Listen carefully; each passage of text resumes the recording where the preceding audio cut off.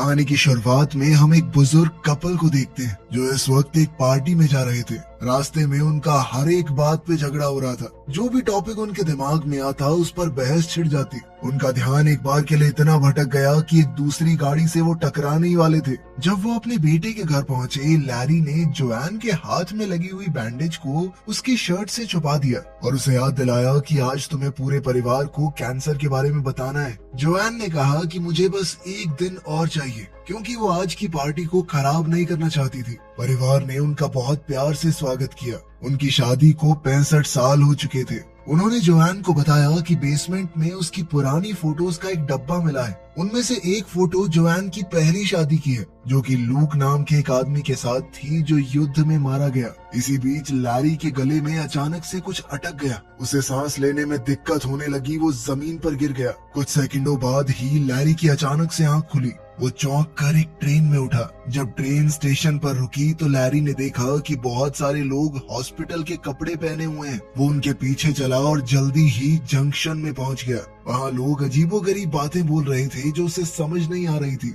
Larry ने reception पर खड़ी लड़की से कहा कि मुझे यहाँ पर किडनैप करके लाया गया है, लेकिन रिसेप्शनिस्ट ने कहा कि ऐसा कुछ नहीं हुआ है, आप यहाँ बैठकर अपने एसी का वेट कीजिए। कुछ घंटे बाद भीड़ कम हो गई और लैरी कुर्सियों पर ही सो गया था। तब एना आई और लैरी का नाम पुकारा। उसने बताया कि मैं तुम्हारी एसी हूँ, मतलब आफ्टर लाइफ कोऑर्डिनेटर। इसका मतलब साफ था कि लैरी मर चुका है और अब एना का काम है उसे सही जगह पर पहुंचाना। लैरी अभी भी इस बात को समझ नहीं पा रहा था कि वो मर चुका है। तभी एना ने लैरी को शीशा दिखाया। लैरी ये देखकर हैरान हो गया कि वो फिर से जवान हो गया है। एना ने बताया कि जब लोग जंक्शन पहुंचते हैं तो उनका शरीर वो वाला रूप ले लेता है जब वो अपनी जिंदगी में सबसे ज्यादा खुश थे। जब एना उसे बिल्डिंग दिखा रही थी तो लैरी बार बार बोलने लगा कि मुझे अपनी पत्नी के पास जाना है। परेशान होकर एना ने उसे एक चमाट दिया ताकि वो रोना धोना बंद करे। मरने के बाद भी रो रहा है, तू पागल है क्या? उसने ये भी बताया कि ये कोई स्वर्ग या नर्क नहीं है,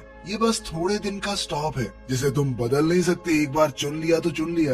तभी एक अलार्म बजा और लैरी ने देखा कि सिक्योरिटी एक आदमी को पकड़ रही है। एना ने लैरी से कहा कि ये लाल दरवाजे से भाग कर आया होगा, तुम कभी ऐसा मत करना, ठीक है? फिर एना उसे टेम्परेरी रूम में ले गई और उसे अलग अलग धर्मों के हिसाब से आगे की दुनिया दिखाई। लैरी को इस कमरे में 7 दिन तक रहने को मिलेगा, जब तक वो अपनी आगे की जिंदगी को चुन नहीं लेता।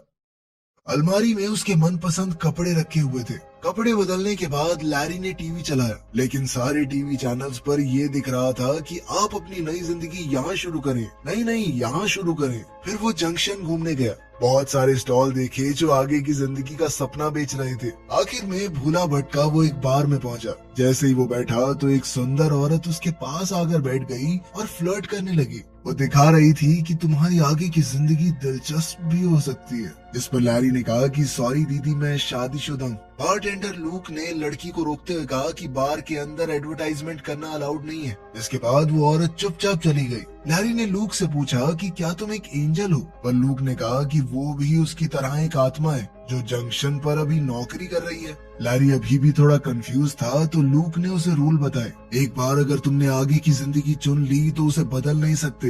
दूसरी किसी जिंदगी में जाना भी अलाउड नहीं है। अगर कोई भी रूल तोड़ा, ज्यादा दिन यहाँ रुक गए या फिर अपनी जिंदगी बदलने की कोशिश की तो तुम्हें वॉइड में डाल दिया जाएगा। वॉइड एक ऐसी जगह है जहाँ पर सिर्फ अंधेरा होता है, हमेशा के लिए।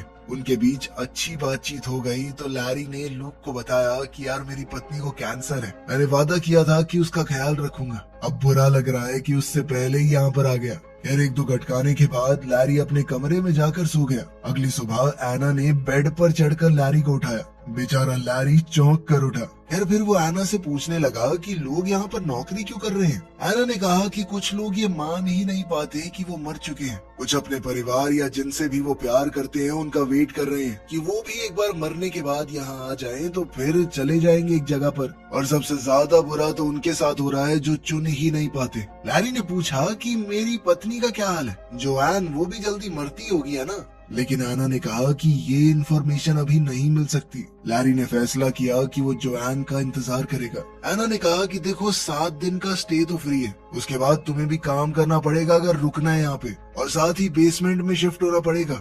कुछ दिन निकल गए लेकिन जोआन का कोई अता पता नहीं चला। एना ने कहा कि तुम श्योर हो इसमें कई महीने भी लग सकते हैं, ऐसा भी तो हो सकता है उसका कैंसर ठीक हो गया हो। इसके बाद लैरी ने फैसला किया कि वो एक प्यारा सा घर बसाएगा जोआन की याद में, ताकि जब भी वो आए तो सब कुछ एकदम तैयार हो। उस रात लैरी ने अपनी पत्नी के लिए एक चिट्ठी लिखी। उसी वक्त कैंसर से जोआन मर गई और वो भी ट्रेन में उठी। अगली सुबह एना लैरी को उसकी नई जिंदगी की तरफ ले जा रही थी। लैरी ने एना को चिट्ठी देकर कहा कि जोआन को दे देना, लेकिन एना ने कहा कि ये रूल्स के खिलाफ है, अगर हो पाया तो कर दूंगी, पक्का नहीं कह सकती। लैरी अब स्टेशन की तरफ गया जबकि जोआन ट्रेन से उतर रही थी। एस्केलेटर पर लैरी ने अपनी पत्नी को देखा, लेकिन जोआन ने उस पर ध्यान नहीं दिया। बेचैन होकर बेचारा लैरी भी वापस हो लिया। वहाँ जोआन शीशे में अपना जवान चेहरा देख रही थी। दोनों मिले और प्यार से गले लगे। जोआन पहले ही समझ गई थी कि वो मर चुकी है। उसने लैरी को डांटना शुरू कर दिया कि इस तरह से कौन मरता है, बेवकूफ हो गया, ध्यान से नहीं खा सकते। तभी वहाँ रायन आया जो कि जोआन का आफ्टर लाइफ कोऑर्डिनेटर है। वो जोआन को लैरी से अलग करके उसके पहले पति लूक के पास ले गया, जो बेचारा 67 साल से उसका इंतजार कर रहा था। जोआन लूक को देखकर बहुत इमोशनल हो गई। तभी लैरी बीच में कूद पड़ा।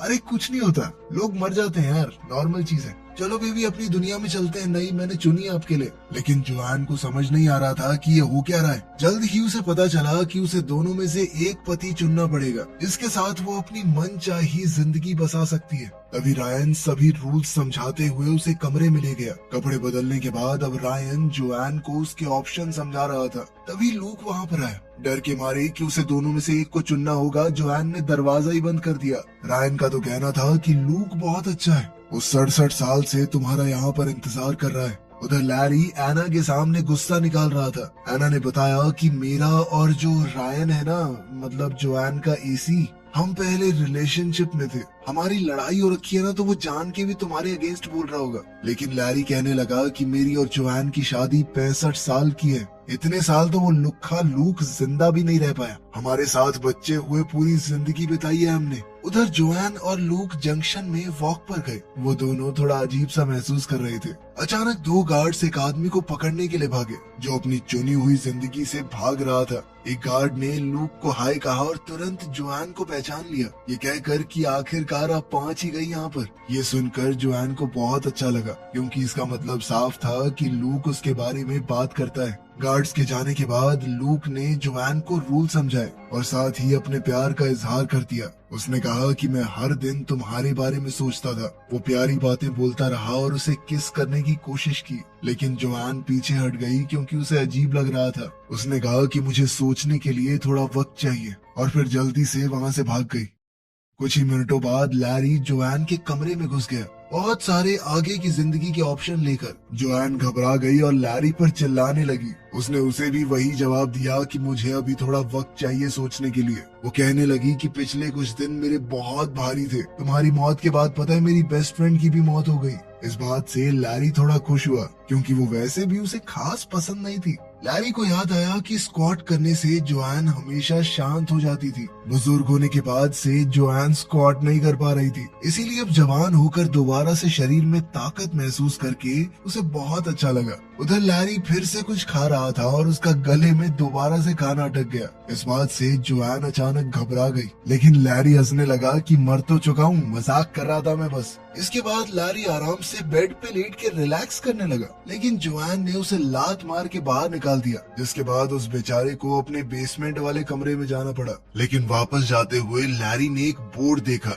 जिसके ऊपर मरे हुए सिंगर डीन मार्टिन के शो का प्रमोशन था। जोआन को वो सिंगर बहुत ज्यादा पसंद है, इसलिए लैरी ने एना से शो अरेंज करने को कहा। जब लैरी अपने नए रूम में पहुंचा तो ये देखकर चौंक गया कि कितना छोटा कमरा दिया है उसे। अगली सुबह लैरी जोआन को वेटिंग एरिया में ले गया। वहाँ एना उस सिंगर को गाने के लिए ले आई और खुद पियानो बजा रही थी, लेकिन वो आदमी अजीबोगरीब बर्ताव करने लगा, सीढ़ियों से भी गिर गया। तब उन्हें समझ आया कि ये कोई असली डीन मार्टिन नहीं है, कोई बहरूपिया है, मरने के बाद भी नकल कर रहा है, कितना गंदा आदमी है ये। लूक तुरंत उसके पास आया, उसे खींचकर अपने साथ ले गया और एक मुक्का दे मारा। फिर रायन की मदद से लूक ने जोआन को फूल देने की कोशिश की, लेकिन लैरी ने फिर से बीच में बोलना शुरू कर दिया, ये चीटिंग है, फूल फाल कैसे दे रहा तू, मैं दे रहा हूँ कोई गिफ्ट। दोनों आदमी फिर से झगड़ा करने लगे और अब जोआन को बहुत ज्यादा गुस्सा आ रहा था, तो उसने चिल्लाकर दोनों को चुप करवा दिया। इसके बाद जोआन एना और रायन को अपने कमरे में ले गई और उन दोनों पर काफी देर तक अपना गुस्सा निकाला। फिर उसने चिढ़कर कहा कि कोई तो रास्ता निकालो, ऐसे कैसे फैसला लूं मैं। कोऑर्डिनेटर्स ने रूल तोड़ने के लिए एक लंबी फोन कॉल की। कुछ देर बाद जोआन अपने दोनों पतियों को रूम में ले आई। कोऑर्डिनेटर्स ने बताया कि तुम्हारा केस थोड़ा सा खास है, इस वजह से हमें एक स्पेशल वीजा मिला है। जोआन को 2 बार चुनने की इजाजत मिलेगी। एक बार के लिए वो लैरी के साथ अपनी जिंदगी जाकर देख सकती है और एक बार लूक के साथ। उसके बाद उसे फैसला करना ही होगा। दोनों लड़के फिर से झगड़ा करने लगे कि पहले कौन जाएगा और उनके बीच में हाथापाई होने लगी। इसलिए जोआन फिर से चिल्ला पड़ी। उसने कहा कि पहले कौन जाएगा ये हम टॉस करके पता लगाएंगे। फिर से बहस शुरू हो गई। इस बार रायन ने दोनों को रोका। लैरी ने सिक्का उछाला और लूक जीत गया। ट्रेन राइड के दौरान लूक और जोआन पुराने दिन याद करते रहे। जल्द ही वो एक खूबसूरत पहाड़ पर पहुंचे, जहां साफ आसमान और हरा भरा जंगल है। घूमते हुए दोनों ने बहुत मजे किए, एक दूसरे का हाथ थामकर। शाम को रेस्टोरेंट में डिनर हुआ। जोआन बार बार अपने बच्चों और पोता पोतियों के बारे में बात कर रही थी, जिससे लूक थोड़ा अनकंफर्टेबल हो गया। लूक ने कहा कि मुझे बुरा नहीं लगा, बस ये सोचकर थोड़ा दुख होता है कि तुम्हें ये जिंदगी मैं नहीं दे पाया। पर उसे इस बात की खुशी है कि जोआन ने एक अच्छी जिंदगी जी। जोआन ने कहा कि मैंने कुछ वक्त तक तुम्हारा इंतजार किया था, पर फिर क्या करती, तुम चले गए थे। मरने के बाद कोई लौट कर थोड़ी आता है। फिर लूक जोआन को एक जगह पर ले गया जिसे आर्काइव्स कहते हैं। ये यहाँ पर हर चुनी हुई जिंदगी में होती है, जहाँ आत्माएं अपनी जिंदगी की यादें दोबारा देख सकती हैं। दोनों ने अपने रिश्ते के सारे जरूरी पल देखे। वो पहली मुलाकात, पहली बार एक दूसरे को चूमना, शादी का दिन और जंग पर जाने से पहले का वो आखिरी वादा। जोआन ने आखिरकार फिर से लूक को चूम लिया। उसने बताया कि मैं टूट गई थी तुम्हारे मरने के बाद। यादें आगे चलती रही और लूक ने देखा कि कैसे लैरी ने जोआन को प्रपोज किया। ये देखकर लूक गुस्से में बिल्डिंग से बाहर निकल गया। उसने कहा कि लैरी ने एक दुखी औरत की फीलिंग्स का फायदा उठाया है, मौका देखकर चौका मारा है उसने। जोआन ने समझाने की कोशिश की कि ऐसा कुछ नहीं है, लेकिन लूक ने नहीं सुना। इसी बीच लैरी भड़क रहा था, क्योंकि लूक सबको बताता था कि मैं जंग में मारा गया लड़ते हुए दुश्मन से। अब इस तरह वो खुद को हीरो दिखाएगा तो कोई कैसे लड़े। लैरी को डर था कि कहीं जोआन उसे न चुन ले। इस पर आना ने कहा कि जोआन को याद दिलाना कि वो उससे प्यार क्यों करती थी। लैरी ने कहा कि मुझे तो खुद भी नहीं पता वो क्यों प्यार करती थी मुझसे, लेकिन मैं एक इंसान को जानता हूँ जो शायद बता सकती है। कुछ देर बाद लैरी जोआन की बेस्ट फ्रेंड कैरन से मिला, जो काफी बूढ़ी लग रही थी। कैरन ने बताया कि उसके सबसे ज्यादा खुश दिन तब आए जब उसका पति मर गया, क्योंकि तभी वो खुलकर अपनी जिंदगी जी पाई। खैर, कैरन ने बताया कि मुझे तुम शुरुआत में बिल्कुल पसंद नहीं थे, पर धीरे धीरे अच्छे लगने लगे। लैरी ने पूछा कि मुझे घंटा फर्क नहीं पड़ता, तुम बताओ कि जोआन मुझे क्यों पसंद करती है। कैरन ने कहा कि मुझे क्या पता, लेकिन इतना जरूर कह सकती हूँ कि तुमने जोआन को बहुत खुश रखा है। इसके बाद लैरी लूक के कमरे में गया कोई राज ढूंढने के लिए। दीवारों पर निशान है जो दिखाते हैं कि लूक अपनी मौत के बाद हर एक दिन गिन रहा था और अपनी किताब में वो जोआन की ड्राइंग्स बना रहा था। तभी लूक वहां आ गया और लैरी पर चिल्लाने लगा कि तूने जोआन के साथ गलत किया है। जब वो दुखी थी तो तूने मौके पर चौका मारा है। दोनों बेकार सी लड़ाई में उलझ गए। इसी धक्का मुक्की में लैरी का लेटर उसकी जेब से गिर गया। अब लूक कहने लगा कि जहाँ पर तुमने प्रपोज किया उस जगह को मैं और जोआन अपनी खास जगह मानते थे, तो सीधी सी बात है जोआन वहाँ पर मेरे जाने के बाद अकेला महसूस करेगी। तूने उसी चीज का फायदा उठा के पटा लिया उसे। अगले दिन लैरी जोआन को एक दूसरी जिंदगी दिखाने बीच पर ले गया। वो जिंदगी काफी पॉपुलर थी, तो बहुत सारे लोग थे वहाँ पर। वो दोनों बातें करने लगे और एक दूसरे को चूमने ही वाले थे कि तभी एक लड़के ने बॉल से लैरी को मार दिया और फिर मूड खराब करने के लिए कहने लगा, तुम्हें पता है मैं कैसे मरा। खैर, बाद में दोनों समुद्र में अपनी बोट लेकर गए। लैरी ने जोआन से माफी मांगी कि तुम्हारी मौत के वक्त में साथ नहीं था। साथ ही वो इस तरह की बातें मारने लगा कि हमारे बच्चे हमें साथ देखते तो कितने खुश होते। इस पर जोआन कहने लगी कि तुम मेरा दिमाग बदलने की कोशिश कर रहा है ना, चालाक कहीं के। बच्चों की बात किसको बता रहा है? और उनके बीच में फिर से झगड़ा हो गया। अब जोआन कहने लगी कि तुम समझ नहीं पा रहे मेरी सिचुएशन। मैंने अलग अलग वक्त पर तुम दोनों से ही प्यार किया है, तुम दोनों के साथ सारी जिंदगी रहने की कसमें खाई हैं। इस पर लैरी कहने लगा कि अगर मैं लूक की जगह होता तो मैं भी तुम्हारा इंतजार करता। वापस आकर जोआन ने लैरी के साथ अपनी बीती यादें देखना चाहा, पर लैरी ने मना कर दिया। उसका कहना था कि यादों में इंसान खुद को खो सकता है। वो जोआन को इससे बचाना चाहता था। जोआन को लगा कि लैरी डर रहा है कि पता नहीं क्या निकल आएगा। खैर दोनों किनारे पर बैठकर अपनी पहली डेट की बात करने लगे। लैरी ने कहा कि मैं बस तुम्हें हमेशा एक बेहतर जिंदगी देना चाहता था। उधर जंक्शन में लूक को लैरी का वो लेटर मिल गया। उधर जोआन और लैरी अपनी डेट से वापस आए, एक दूसरे को चूमा तो लैरी ने कहा कि मुझे फर्क नहीं पड़ता हम कहाँ पर जाते हैं, बस साथ होने चाहिए। तभी लूक ने लैरी का वो लेटर जोआन को दे दिया। ये पढ़कर जोआन को पता चला कि लैरी तो लगभग चला गया था, बस उसने जाते वक्त उसे देख लिया तो रुक गया। फिर उनके बीच एक और झगड़ा शुरू हो गया। जोआन ने लैरी को सेल्फिश कहकर पुकारा। इस पर लैरी ने कहा तो मैं भी तो तेरी सेकंड चॉइस था, और ये लुक्खा लूक, इसने भी बहुत सारी आत्माओं के साथ गुलू गुलू किए। इस पर लूक गुस्से में चिल्लाया कि 67 सालों में 2-4 आत्माओं के साथ गुलू गुलू कर ली तो क्या हुआ? इंतजार तो मैं जोआन का ही कर रहा था ना, आखिर आत्मा की भी कोई नीड्स होती हैं। अब दोनों कहने लगे कि एक बार चुन लो, बस हमें नहीं पता। लेकिन अभी जोआन को और वक्त चाहिए था, इसलिए कोऑर्डिनेटर्स दोनों आत्माओं को वहाँ से ले गए। कैरन थोड़ी देर बाद जोआन के पास एक ड्रिंक लेकर आई और तब जोआन फूट फूट कर रोने लगी। कैरन ने उसे संभाला और उसका ध्यान भटकाने के लिए अलग अलग फन बूथ्स पर लेकर गई। जोआन शराब पीते हुए अपनी हालत बताती रही। तब कैरन ने उसे याद दिलाया कि तुम मर चुकी हो। याद है शादी के बाद क्या बोलते हैं कि मैं तुम्हारा साथ दूंगी जब तक मौत हमें जुदा न कर दे। मौत ने जुदा कर तो दिया, इतना क्या सोच रही है? अपने हिसाब से जी अपनी जिंदगी को। उधर बार में लैरी और लूक भी काफी ज्यादा पी रहे थे। 4-4 पैग लगाने के बाद उन दोनों के बीच में भी बॉन्ड बनने लगा। वो एक दूसरे की तारीफ करते हुए कहने लगी कि वो लड़की हमारे लायक नहीं है भाई, हम दोनों बहुत बढ़िया इंसान है यार। अगली सुबह जोआन हैंगओवर में पड़ी थी, लेकिन उसने फैसला बना लिया था। उसने अपने दोनों पतियों को बुलाया और कहा कि मैं बहुत खुशकिस्मत हूँ कि तुम दोनों के साथ जिंदगी बिता पाई, लेकिन अब मैं एक को चुनकर दूसरे के लिए बुरी नहीं बन सकती। मुझे हमेशा गिल्ट महसूस होता रहेगा, इसीलिए मैं तुम दोनों को ही नहीं चुनूंगी। मैं अपनी बढ़िया जिंदगी जी रही हूँ, तुम अपनी जियो। बाद में जोआन तैयार हुई और फैसला किया कि वो कैरन के साथ अपनी आगे की जिंदगी बिताएगी। दोनों दोस्त मजे करेंगे। उधर लैरी ने लूक को बताया कि तुम सही थे, मैंने उस जगह पर इसलिए प्रपोज किया था क्योंकि मैं तुम्हारी यादें जोआन के दिमाग से निकाल देना चाहता था।